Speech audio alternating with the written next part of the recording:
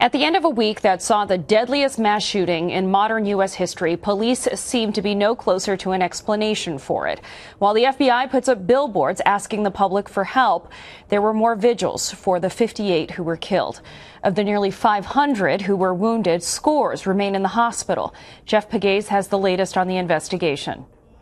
We are looking at every aspect from birth to death of this suspect in this case. Las Vegas Metro Police Department Under Sheriff Kevin McMahill expressed frustration that 5 days later it's still not clear what prompted the massacre. In the past, terror attacks or mass murder incidents, motive was made very clear in most of those cases by a note that was left, by a social media post, by a telephone call that was made, by investigators mining computer data.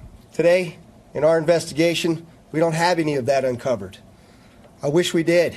Investigators have run down more than 1,000 leads, and the FBI is putting up billboards in the Las Vegas area asking for more information.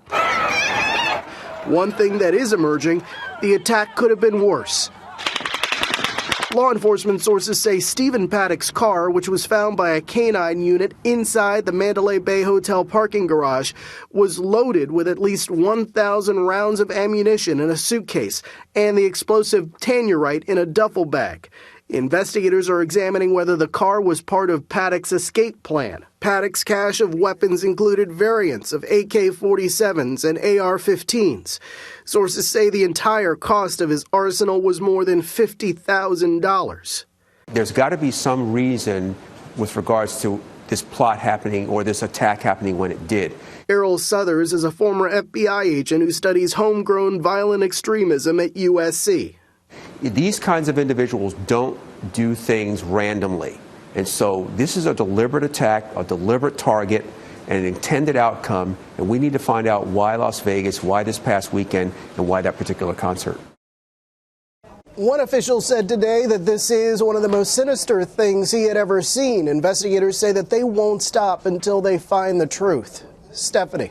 Jeff, you say authorities have chased down more than 1,000 leads. So with little progress in the investigation, do we have a sense of where police will be focusing next?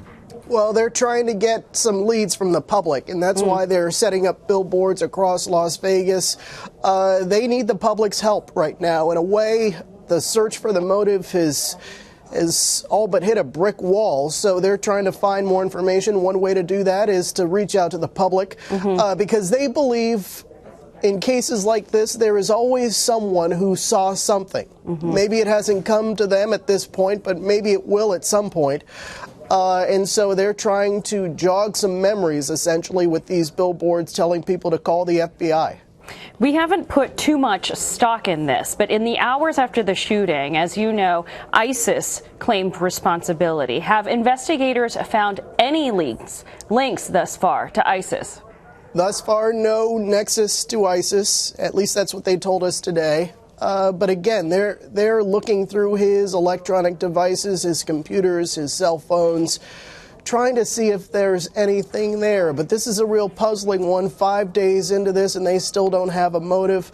And so it is frustrating for investigators. But one thing that they've been able to discount, at least at this point, they haven't ruled it out, but they're saying that so far they haven't found this nexus to ISIS. Okay.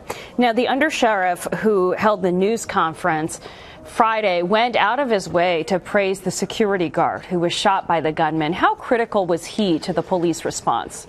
Well, he was critical because there are people who believe that because of his actions, because of what he did, and here's how it all unfolded. There was some sort of door alarm on the 32nd floor.